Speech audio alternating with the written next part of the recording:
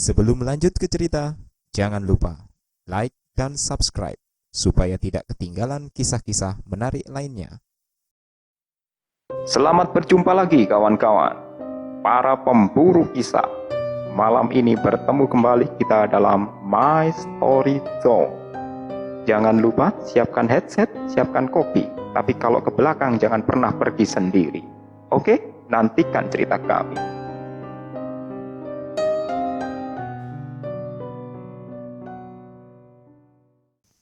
Assalamualaikum warahmatullahi wabarakatuh. Waalaikumsalam warahmatullahi Para sobat pemburu kisah dimanapun kalian berada, semoga kalian semua tetap bahagia selalu.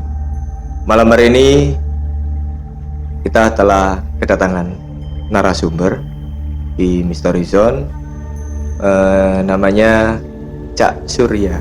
Sebenarnya bersama dengan penutur kita Kang Surya, tapi beliau ini adalah narasumber yang akan membawakan salah satu kisah untuk fragmen kali ini. Oke, perkenalkan dulu namanya Cak. Nama? Iya. Oh. Oke. Selamat malam kawan-kawan di Mystery Zone. Perkenalkan nama saya Surya.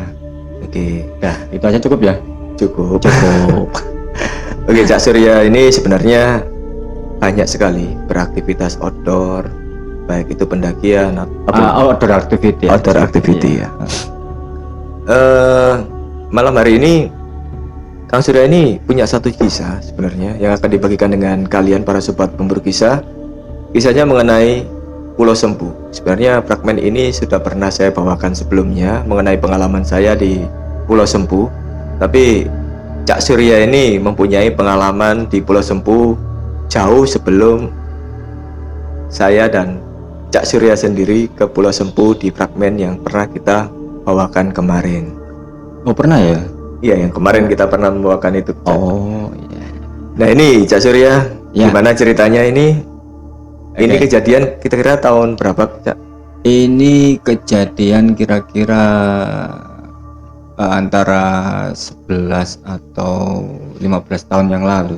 Berarti mungkin 3 atau 4 tahun sebelum fragmen yang kemarin ya, cerita fragmen. Iya, saya betul, kemarin. betul. Ya. Kayaknya seru ini.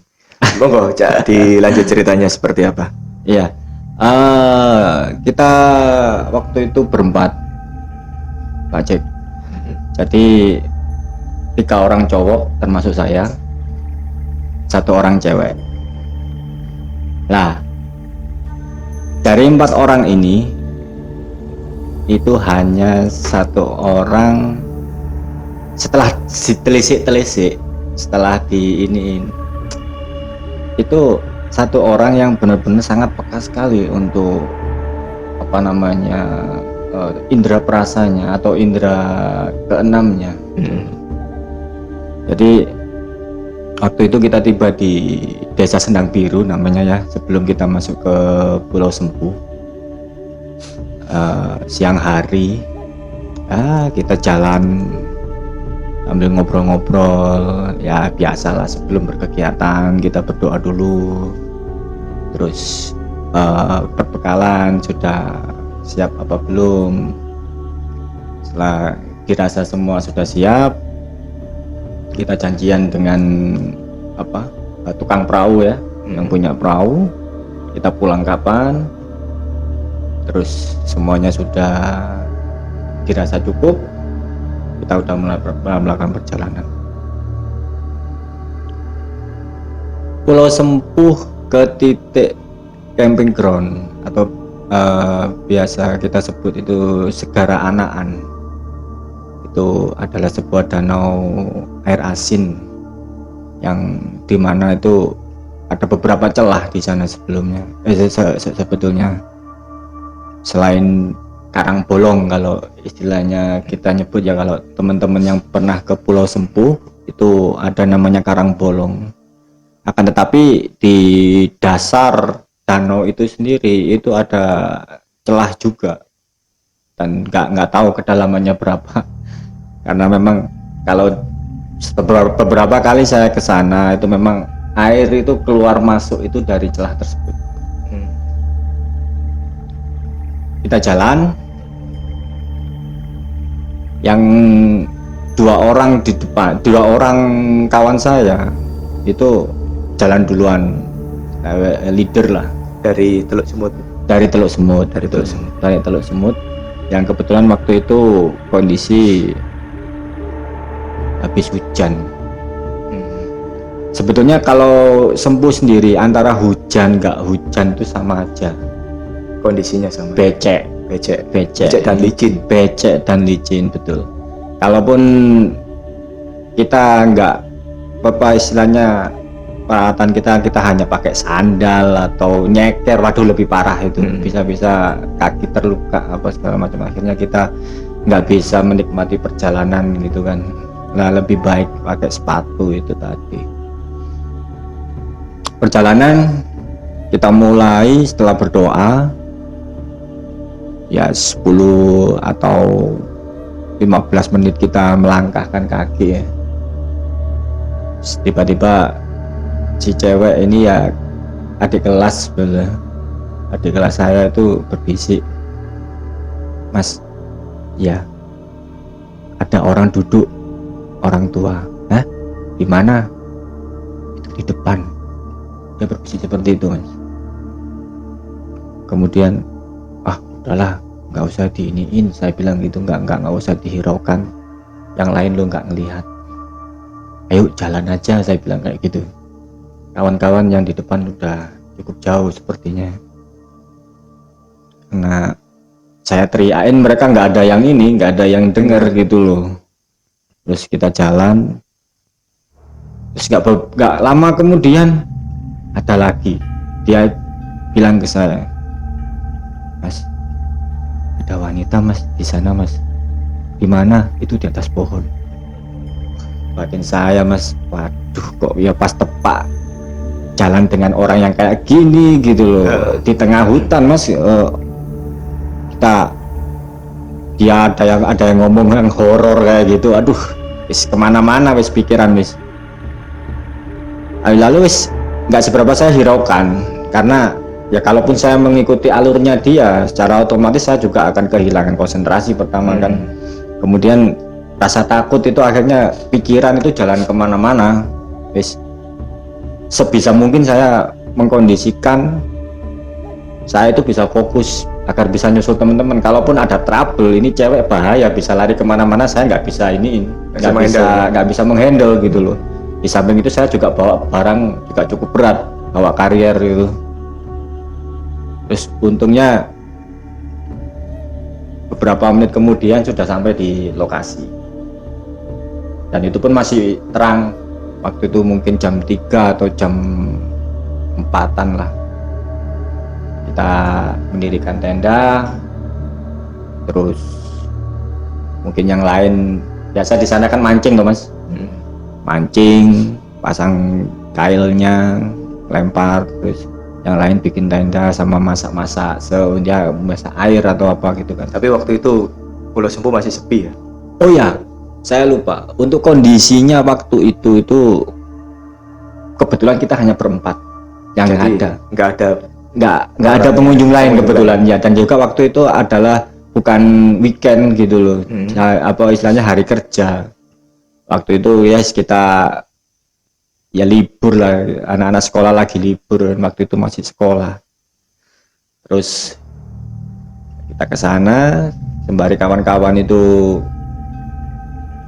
menyiapkan. Terus ini yang adik saya tadi, adik kelas tadi itu ya sama juga menyiapkan apa namanya makanan, dikeluarin, ayo tolong ambilkan ini, dia masak air, terus ngeluaran perbekalan yang lain, sayuran apa segala macam kan untuk makan malamnya.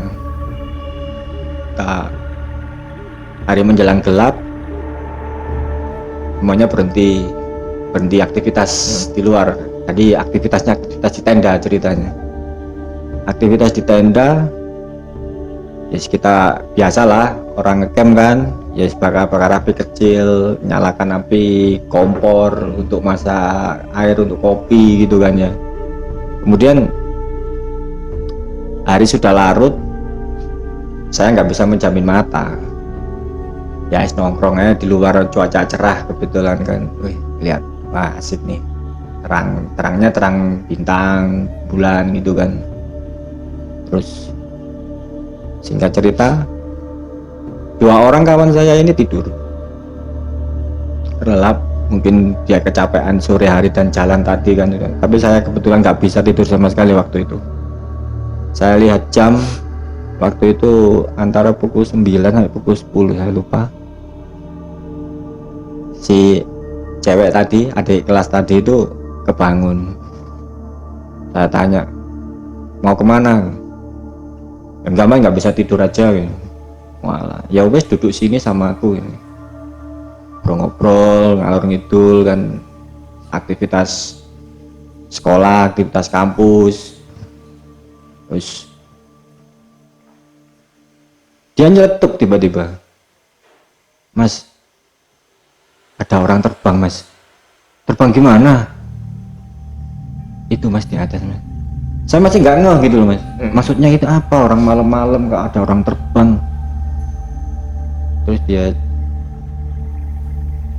stop cerita itu. Bentar lagi, berapa menit kemudian mau sampai merinding saya Mas. Sama. Ya ampun. Aduh, ini kayaknya ada sesuatu ini. Beberapa menit kemudian dia ngomong lagi, Mas, ada orang jatuh Mas. Di mana? Kapan? Itu barusan. Lambat laun anak ini kok ngobrolnya malah nggak jelas. Ini malam-malam kita hanya berempat di sini, kalau ada sesuatu juga ya kita nggak bisa ngapa-ngapain gitu Mas, ya pasrah aja. Soalnya nggak ada teman lain ya. Betul, nggak ada kawan-kawan. Iya, seperti itu. Ini kalau diterusin, ya memang saya sebenarnya ya sama seperti sore tadi gitu. Sore tadi saya coba berpikiran lain, berpikiran fokus, akhirnya saya ngobrol di luar dia obrolin. Dia obrolin, mengalihkan perhatian, betul. Kemudian beberapa menit kemudian dia nyeletuk lagi gitu, tak apa lagi yang dia omongin. Aduh, kok tambah ngelantur anak ini, bilang kok gini ya.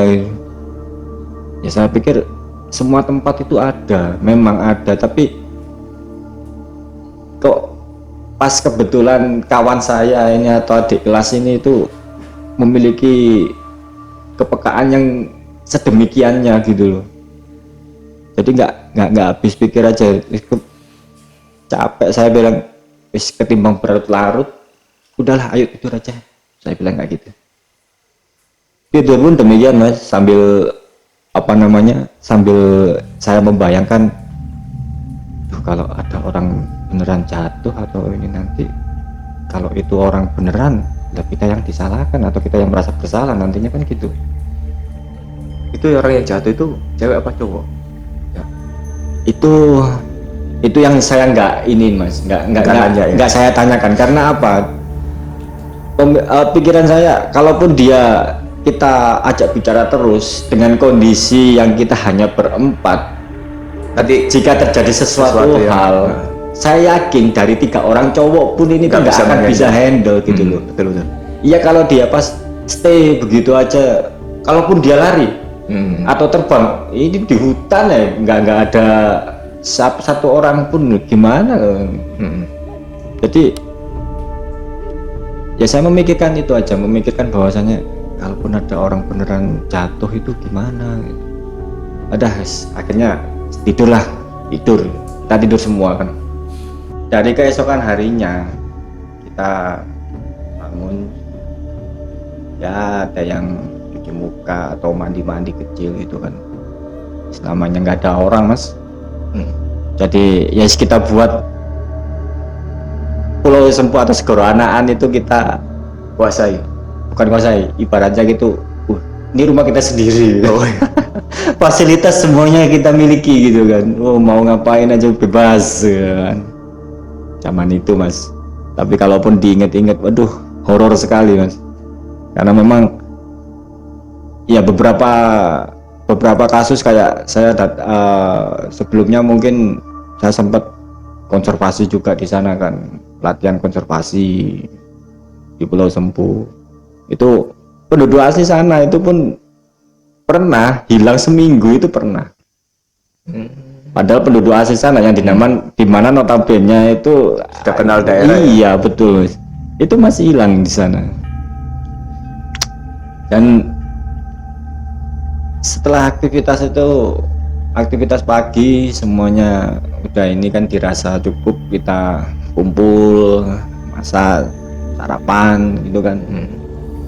Nah ini ada keseruan lagi ini di segmen atau bagian cerita ini, karena waktu itu kita ngumpul Mas, sama kita ya namanya anak sekolah, rokok pakai linting kan ya, sama seperti tembakau, itu. iya sama Sampai sekarang kayaknya ngelinting. sampai sekarang ini wis nggak asing lagi bagi kita gitu loh. Terus kemudian kita asik linting nih berempat, yang cewek tadi ya nggak ngerokok sih, nggak ngerokok, hanya ya main-main pasir kayak gitu, main pasir. Kemudian kita ngelinting, ngobrol-ngobrol mengenai perjalanan, dan juga saya menceritakan sekilas kejadian semalam. Ada 2 orang kawan saya yang sudah terlelap duluan gitu kan. Bentar ya Mas, saya nyalakan rokok dulu.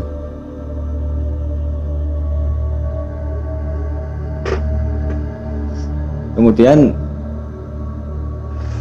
dari hasil cerita saya yang ada sempat orang yang jatuh itu, salah seorang kawan saya ini ngomong, ya memang dulu itu ada beberapa tahun dari waktu yang saya kegiatan di situ, itu ada orang bunuh diri Di tebing cewek, katanya dia cewek akibat putus cinta katanya.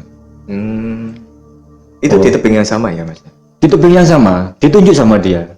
Di situ loh Mas orang yang jatuh gitu. Kemudian kok sama ya? Nggak ambil pusing kan, hanya cerita lalu aja, kita nggak terlalu menghiraukan. Kalaupun kita terlalu fokus dengan hal-hal yang semacam itu gitu kan, takutnya merusak suasana juga gitu loh.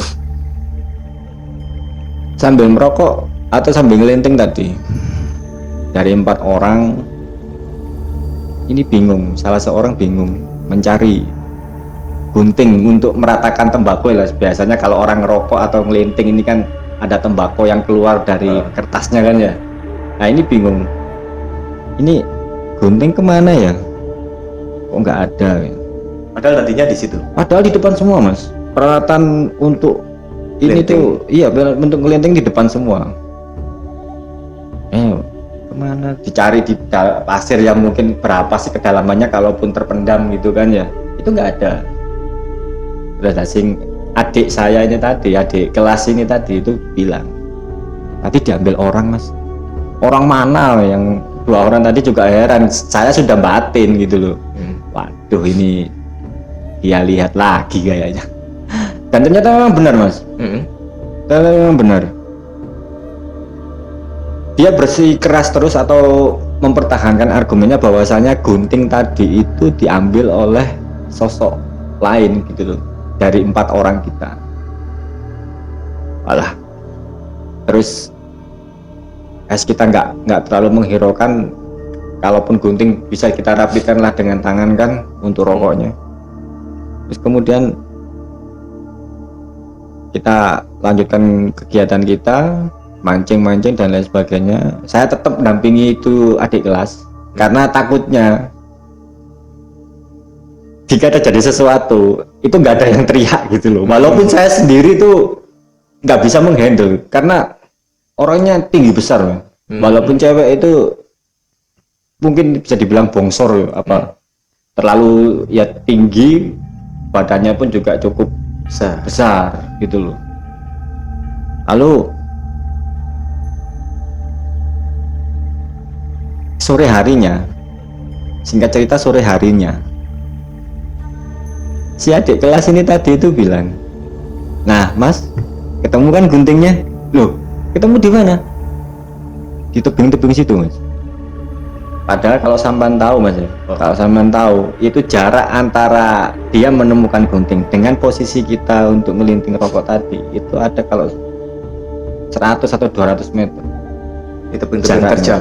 Itu tebing terjal. Tapi nggak terlalu tinggi ya, paling hanya antara 1,5 meter sampai 2 meter lah. Dia masih bisa lihat kok untuk posisinya. Kemudian, iya kok bisa ya? Nah kan betul kan aku bilang, adik kelas tadi bilang gitu. Ada orang yang ngambil Mas.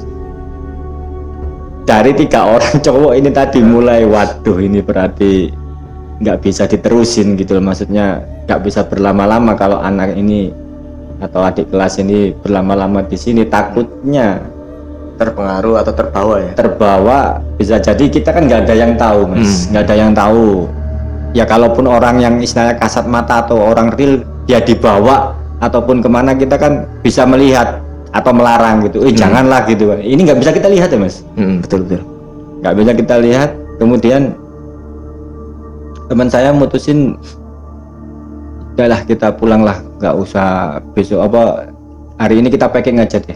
Kita packing. Waktu itu memang masih terang, memang sudah sore tapi masih terang. Terus nyampe di semuanya udah diinin. Wah kita itu udah kalut semua Mas. 3 orang ini udah kalut. Saya cuman koordinasi aja sama 2 orang kawan saya ini. Tolong jangan jauh-jauh. Saya nggak bisa menghandle sendirian, saya bilang kayak gitu. Kalaupun ada sesuatu hal, ya nanti kita nggak jauh-jauh. Wis pokoknya gimana caranya setelah kita packing, anak ini ya walaupun nggak digandeng ya Mas, nggak bisa digandeng, tapi kita push terus untuk cepat ayo cepet jalannya gitu.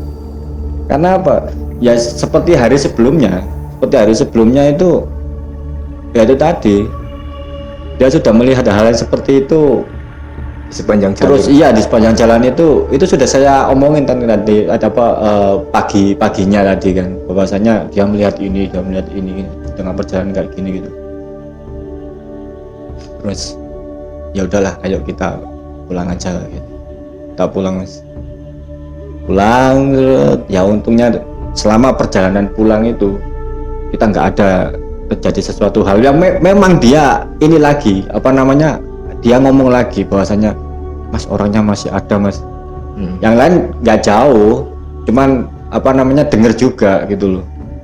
Udahlah ayo cepet, saya bilang kayak gitu. Kemudian ya alhamdulillah nyampe di Teluk Semut itu. Di Teluk Semut si telepon yang perahunya tadi, telepon, kita nyebrang, wis semuanya dak-dikduk Mas. Nggak mikir, udah wis pokoknya kita selamat semua, keluar dari Pulau Sempu wis beres. Saya bilang kayak gitu. Akan tetapi lepas kita pulang nih Mas, kita balik lagi ke Malang. Keesokan harinya adik kelas ini telepon ke saya, bahwasannya dia itu diikutin sama yang orang tua yang duduk di pohon tadi. Ya terus kita bisa apa, terus udahlah kamu suruh pergi aja lah atau gini. Ini diikutin sampai rumah? Diikutin sampai rumah Mas. Jadi di rumahnya dia, ketika nyampe rumah, sampai juga susah nyampe rumah, iya. Ternyata sosok yang tadi di Pulau Sempu tuh ngikut sampai ke rumahnya adik kelasnya Cak Surya tadi. Iya. Tapi nggak ngapa-ngapain.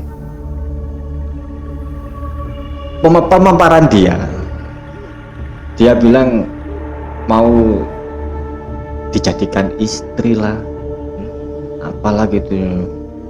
Saya pikir udahlah nggak usah diinin, orang kita tadinya kan nggak ganggu juga di sana kan, kita hanya berkegiatan aja. Ya alhamdulillah beberapa hari kemudian ya dia ngabarin ke saya lagi bahwasanya orangnya sudah pergi. Singkat ceritanya ya alhamdulillah semuanya selamat, tidak kurang suatu apapun. Tapi setelah kejadian itu kan tidak ada trauma untuk datang ke pulau itu lagi kan?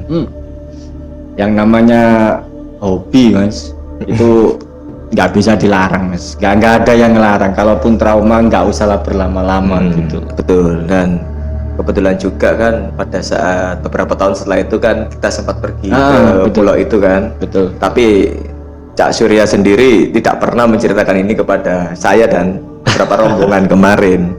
Ya. Akhirnya terjadi sesuatu yang seperti saya ceritakan di fragmen kemarin. Oh iya gitu loh kan. Oh. Kan kita sempat kehilangan ikan yang besar itu kan. Ya itu kan kalau kita lihat hampir sama ceritanya seperti waktu Kehilangan gunting. Jadi ada sesuatu pasti di situ. Dan ini ada beberapa kabar juga, Cak. Sosok orang tua yang di Pulau Sempu itu, Cak. Ada beberapa pengunjung yang ke sana ini sering ketemu dengan sosok itu. Ya saya nggak tahu itu apa itu memang penunggu di situ atau bagaimana, tapi sosok orang tua itu, kakek-kakek itu sering muncul. Iya. Betul. Setelah sampai dengan kawan-kawan, itu beberapa tahun kemudian saya juga ke sana lagi. Nganterin kawan dari Surabaya. Dan juga hal yang serupa di pohon itu juga. Di pohon itu juga kejadiannya. Ya, para sobat pemburu kisah, kalau misalnya ingin tahu bagaimana kisah Pulau Sempu yang saya alami, itu ada di fragmen sebelumnya ya, di pohon yang kita pernah dapat gangguan itu. Iya, di situ mas, yang memang agak nggak tahu, kental sekali soalnya. Saya kira di sana itu di lokasi tersebut ya, di lokasi tersebut itu kalau saya melihat itu seperti kita itu masuk ke sebuah pintu gitu. Ada dimensi lain. Ada dimensi lain, betul. Kita merasakan aja, kita merasakan auranya itu sangat berbeda sekali gitu. Dan memang seperti yang pernah saya bahas sebelumnya, dan mungkin juga Cak Surya ini memang setuju ya mungkin dengan pendapat saya bahwa dimanapun tempatnya kita harus menghormati tempat itu. Ya, sepanjang kita mengunjungi sebuah lokasi, pertama memang harus diawali dengan niat. Niat kita harus baik juga. Ya, kalau niatan kita itu istilahnya kita bilang nggak neko-neko gitu kan, ya kemungkinan besar itu kita nggak akan terjadi sesuatu hal gitu kan. Karena ada